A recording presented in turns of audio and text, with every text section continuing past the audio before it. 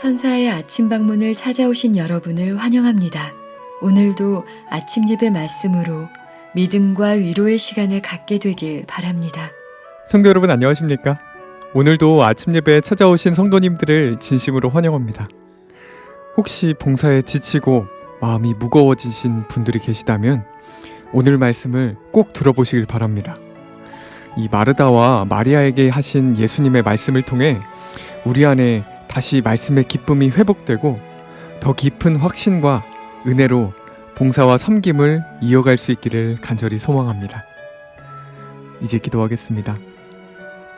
하늘에 계신 아버지, 아침 예배로 저희를 불러주시고 다시 말씀으로 인도해 주셔서 감사합니다. 주님, 봉사와 헌신하는 중에 지치고 낙심한 이들이 있다면 오늘 말씀이 위로가 되게 하시고 혹시 굳어져 버린 마음이 있다면 주님의 은혜로 부드럽게 하여 주시옵소서. 오늘도 말씀을 전하시는 목사님께 이 시대에 꼭 필요한 진리를 깨닫게 하시고 전하실 수 있도록 성령 하나님께서 함께하여 주시옵소서. 예수님의 이름으로 기도드립니다. 아멘. 성도 여러분 안녕하십니까? 오늘은 마리아인가 마르다인가 하는 문제를 좀 살펴보려고 합니다. 여러분들은 이 성경 이야기를 잘 아시죠? 베다니에 마르다, 마리아 그리고 나사로 3남매가 살고 있었습니다. 예수께서 이 베다니에 있는 그들의 집에 가셔서 쉬셨습니다. 언니 마르다는 헌신적이었습니다. 음식을 잘 준비하고 대접하기를 좋아했습니다. 동생 마리아는 예수님 곁에 앉아 말씀 듣기를 좋아했습니다. 예수께서는 이 두 자매를 비교하면서 이런 말씀을 하셨습니다. 자, 본문 성경절이죠. 누가복음 10장 41절 42절입니다. 주께서 대답하여 가로사대 마르다야 마르다야 내가 많은 일로 염려하고 근심하나 그러나 몇 가지만 하든지 혹 한 가지만이라도 족하니라. 마리아는 이 좋은 편을 택하였으니 빼앗기지 아니하리라 하시니라. 성도 여러분, 예수께서는 마르다가 봉사하고 헌신하는 것을 책망한 것이 아닙니다. 우선순위를 말씀하신 것이죠. 성도들의 봉사와 활동이 중요합니다. 그것이 없으면 교회는 유지되기 어렵습니다. 그러나 우선순위가 있다는 것입니다. 먼저 말씀으로 내 영혼을 채워야 합니다. 그래야만 내가 드리는 봉사와 활동에 생명이 있고 하늘의 분위기를 풍기게 되는 것입니다. 말씀과 영적인 경험 없이 봉사와 활동에 매달리면은 결국에는 한참 일하다가 허무함을 느끼게 됩니다. 자, 본문 읽겠습니다. 그리스도께서는 우리 시대의 수많은 마르다에게 이러한 견책을 하신다.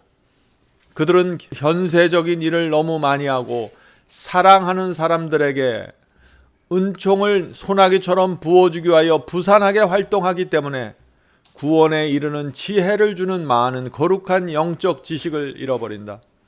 만일 그들이 모든 준비를 간단히 하여 하나님의 뜻에 대한 지식 얻을 기회를 선용하고 그 말씀을 행하는 사람이 된다면 그들은 짜증을 덜 내게 될 것이다. 자, 어떤 때는 교회 일하고 봉사하다가 지쳐서 짜증이 날 수 있죠.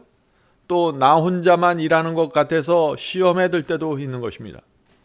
이 마르다들이 당하는 시험이 이런 거라는 것입니다. 끊임없이 솟아나는 생명의 샘을 마셔야 한다. 자, 성도 여러분, 주님의 사업에는 주의성 있고 또 열정적인 일꾼들이 반드시 필요합니다. 마르다와 같은 특징을 갖고 있는 성도들이 헌신적으로 일할 때 주의 사업은 크게 확장됩니다. 그러나 만일 마르다 같은 그리스도인들이 마리아처럼 먼저 예수님의 발 앞에 앉아 말씀을 살핀다면 어떻게 될까요? 성령께서 이 마르다들을 통해서 역사하는 크기는 정말 놀라울 것입니다. 마르다는 마리아에게 없는 좋은 점을 갖고 있었습니다. 그것은 근면하고 기민하였고 열정이 있었습니다. 만약 이런 기질이 하나님의 말씀과 성령의 은혜로 변화된다면 어떻게 될까요? 이 마르다의 헌신은 교회를 위하여 크게 사용될 것입니다. 많은 사람들이 감동받게 될 것입니다. 하나님께서 이 마르다와 같은 성도들을 놀라운 방법으로 사용하실 것입니다. 계속 읽겠습니다. 마르다는 그리스도께 드려야 할 온갖 합당한 영예를 위해 너무 염려한 나머지 음식을 거창하게 차리려 하다가 그분의 거룩한 입술에서 나오는 가르침을 경청할 귀중한 황금 같은 기회를 잃어버렸다. 성도 여러분, 이 마르다는 선한 의도를 갖고 봉사하고 활동했습니다. 그런데 두 가지를 놓친 것입니다. 첫째는 무엇보다도 말씀이 우선이라는 사실을 놓쳤죠.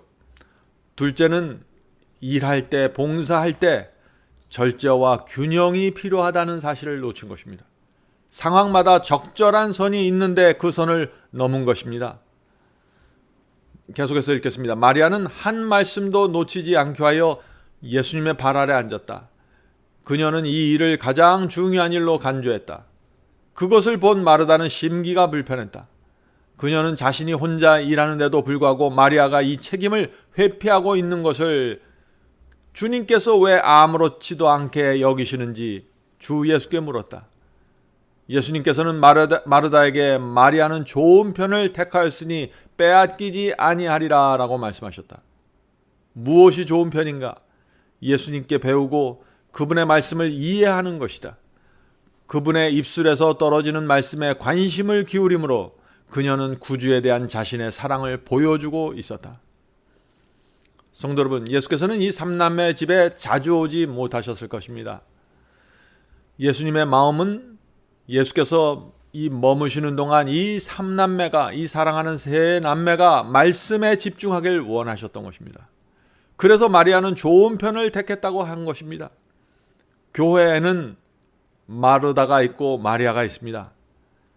교회가 은혜가 있고 생명이 넘치려면 마르다와 마리아의 특성을 가진 성도들이 잘 협력해야 하는 것입니다. 서로 상대방의 기질과 은사를 인정하고 도와주어야 하는 것입니다. 마르다는 마리아를 향해서 일은 하지 않고 말씀에만 관심이 있다고 말하지 말아야겠죠. 또 마리아는 마르다를 향해서 일만 하고 말씀은 등한히 한다고 말하지 말아야 됩니다.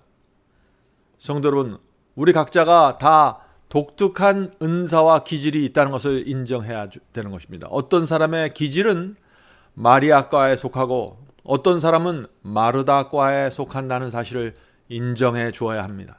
서로 다른 지체의 은사와 봉사를 귀하게 여기고 서로 감사해야 하는 것입니다. 어떤 사람은 손의 역할을 합니다. 그런데 어떤 사람은 발의 역할을 하는 것입니다.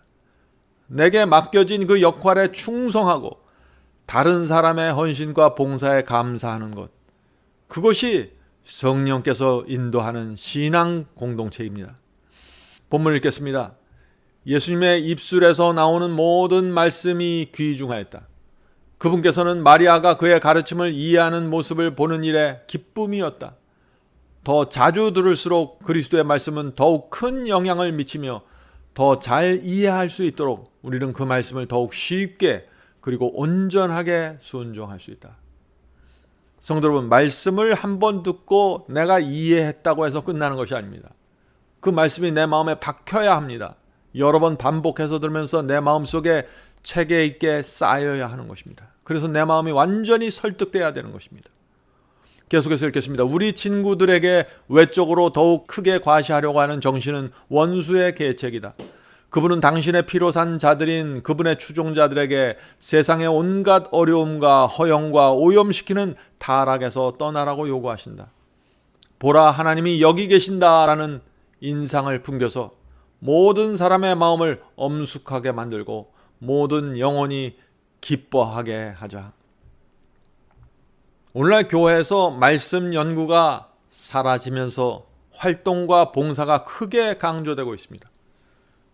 그래서 교회에서 어떤 문화센터나 동아리 성격의 모임들이 계속해서 늘어나고 있는 것입니다. 그것이 이 시대의 교회의 모습입니다. 그 결과 봉사하는 마르다들이 많이 나타나게 되었고 그들을 중심으로 교회가 운영되고 있는 것입니다. 성도 여러분, 그런데 우리가 조심해야 합니다. 말씀에 대해서 무지한 상태에서 봉사와 활동에 매달리는 것은 주님의 뜻이 아닙니다. 무엇보다도 먼저 말씀을 깊이 살펴야 합니다. 교회 활동 열심히 한다고 구원받는 것이 아니죠. 구원은 말씀과 진리를 정확하게 이해하고 경험하는 데서 이루어지는 것입니다. 그리고 그 구원의 경험이 있는 사람들이 활동하고 봉사할 때 하나님께서 큰 영광을 받게 되는 것입니다. 성도 여러분, 이 시대의 성도들은 마리아든지 마르다든지 누구든지 간에 예수께서 이 라오디게아 교회를 주신 말씀을 온 마음을 다해 집중해야 합니다. 마지막 시대 성도들은 예수님의 이 말씀, 라오디게아 교회에게 주신 이 말씀을 받느냐 거절하냐로 운명이 결정될 것입니다. 계시록 3장 17절 읽겠습니다. 계시록 3장 17절.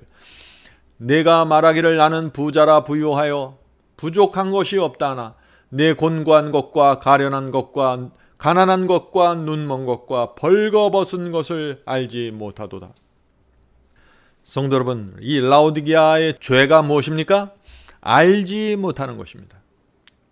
영적으로 헐벗고 아무것도 가진 것이 없습니다. 자기 자신이 벌거벗고 있습니다.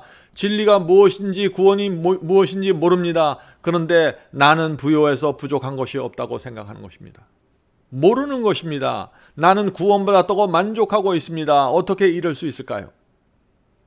자기의 영적 상태를 모르는 것입니다. 지금 무서운 일이 교회 세계적으로 일어나고 있는 것입니다. 자, 이런 교회를 향해서 예수께서 해결 방법을 제시합니다. 세 가지 처방을 주셨습니다. 자, 이 세 가지 처방을 주신 이유가 무엇일까요? 왜냐하면 예수님의 눈에는 거의 모든 사람들에게, 마지막 시대에 사는 거의 모든 사람들이 이 세 가지가 없다는 것입니다. 자, 그 세 가지를 살펴보겠습니다. 요한계시록 3장 18절 19절입니다.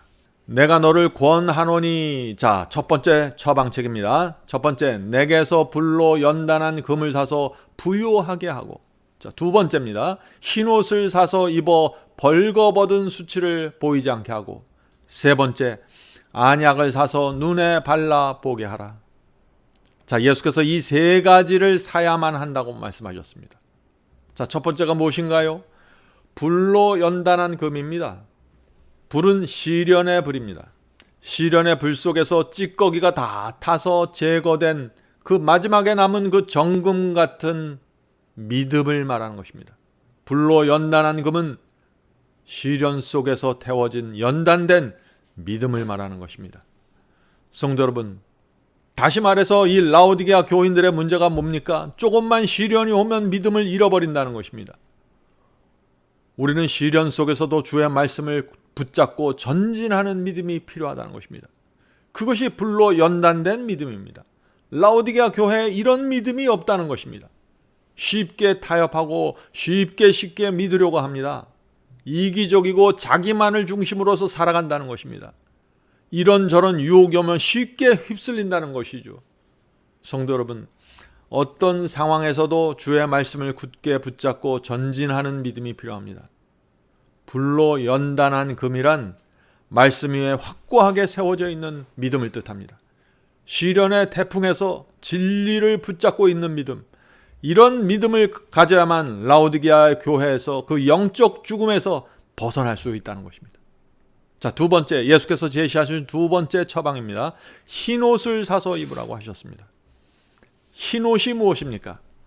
그리스도의 의의 옷입니다. 믿음으로 의롭게 되는 경험이 흰옷입니다. 오늘날 기독교에서 가장 혼돈스러운 것이 바로 이 흰옷에 대한 가르침입니다. 많은 교회에서 믿기만 하면 흰옷이 입혀진다고 말합니다. 또 어떤 분들은 은혜가 죄를 덮어주기 때문에 내가 어떻게 살든지 흰옷이 벗겨지지 않는다고 생각하죠. 이런 가르침들이 교회를 뒤덮고 있기 때문에 하나님의 심판을 부인하는 사람들조차 점점 늘어나고 있는 것입니다. 그들은 이런 식으로 생각하는 것입니다. 어차피 은혜로 구원받는데 왜 심판이 필요합니까?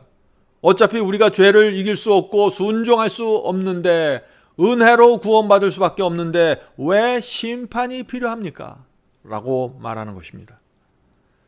성도 여러분, 오해하면 안 됩니다. 은혜는 회개하고 버린 죄를 덮어주는 것입니다. 품고 있는 죄, 붙잡고 있는 죄를 은혜가 결코 덮어줄 수 없는 것입니다. 하나님께서는 죄를 마음에 품고 있고 고집하는 사람들에게 결코 흰옷을 입혀주실 수 없는 것입니다. 성도 여러분, 지금 우리가 하는 것은 하나님과 사탄의 전쟁입니다. 내가 하나님의 편에 온전하게 서든지 아니면 사탄의 편으로 가든지 둘 중 하나입니다. 사탄의 편에 있는 사람에게 흰옷을 입혀줄 수 없다는 것입니다. 성도 여러분, 흰옷이 무엇인가요? 흰옷은 마음에 입혀지는 옷입니다. 주님을 진심으로 사랑하는 사람의 마음에 의의 옷, 흰옷이 입혀집니다. 그리스도의 피로 양심이 씻겨진 마음에 흰옷이 입혀집니다. 주의 말씀에 온 마음이 굴복되었을 때 흰옷이 입혀지는 것입니다.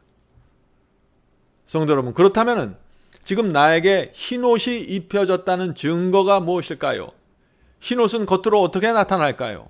자, 예수께서 말씀하셨죠. 너희가 나를 사랑하면 계명을 지키리라. 성도 여러분, 흰옷 입은 사람은 주님의 말씀에 순종합니다. 어린 양이 인도하는 대로 따라갑니다. 성령께서 내 양심에 말씀하실 때 굴복합니다. 주의 말씀을 따라가는 것이 내 인생의 큰 즐거움입니다. 양심이 너무나 불편하기 때문에 넓은 길은 도무지 갈 수 없습니다. 인생의 목적이 하나님께 영광 돌리는 곳에 맞춰져 있습니다. 이런 성도들 마음에 흰옷이 입혀져 있는 것입니다. 자, 세 번째입니다. 주께서 주신 세 번째 처방책, 눈에 안약을 바르라고 했습니다. 안약이 무엇입니까? 그것은 영적 분별력입니다.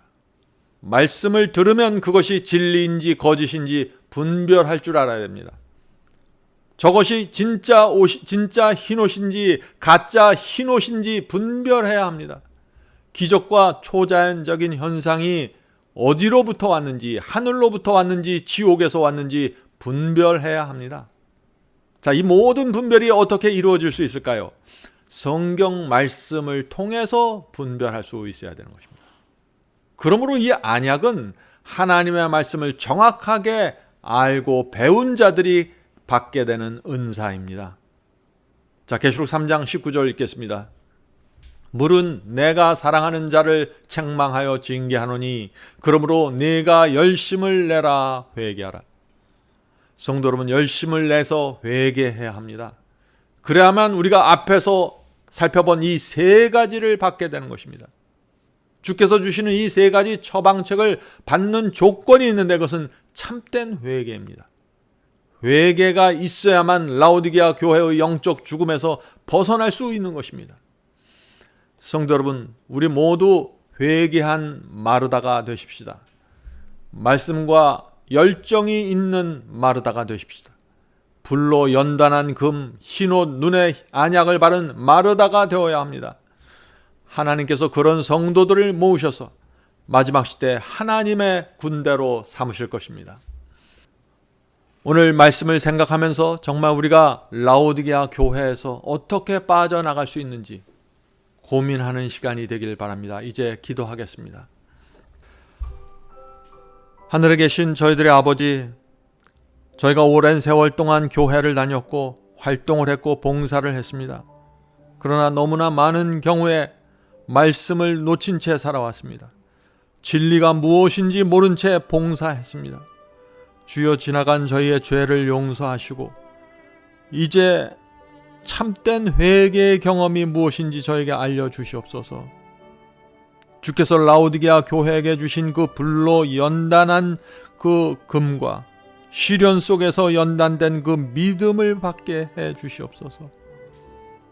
또 그리스도의 의의 옷, 흰옷이 무엇인지 알게 하시고 그 옷을 입을 수 있도록 도와주시옵소서.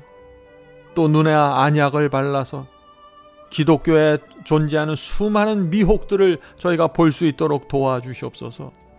하늘에 계신 아버지, 오랜 세월 동안 저희가 주님을 믿었습니다.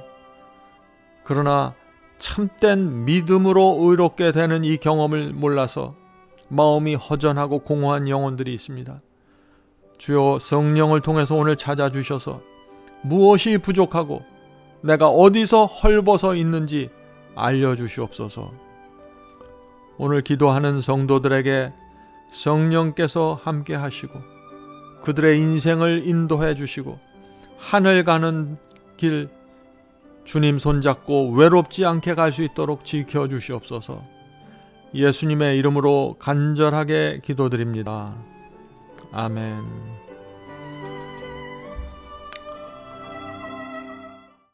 성도 여러분, 마지막 사명에서는 아침 예배 채널을 유튜브에서 별도로 운영하고 있습니다.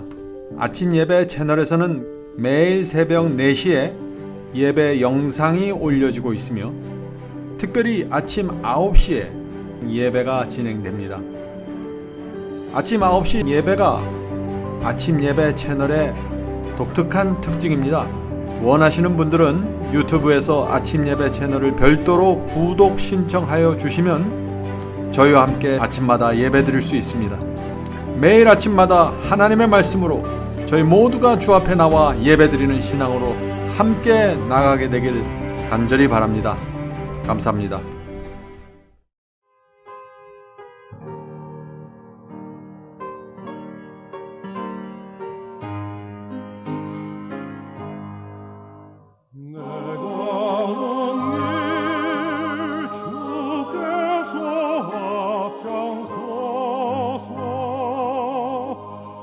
사랑의 손길로 인도하네. 내 입술은 주님을 찬양하니 날마다 기쁨 충만하네.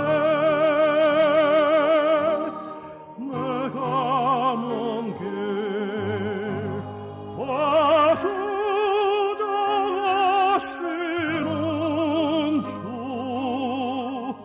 언약으로 날 인도하시니 그 언젠가 내 삶 끝날 때까지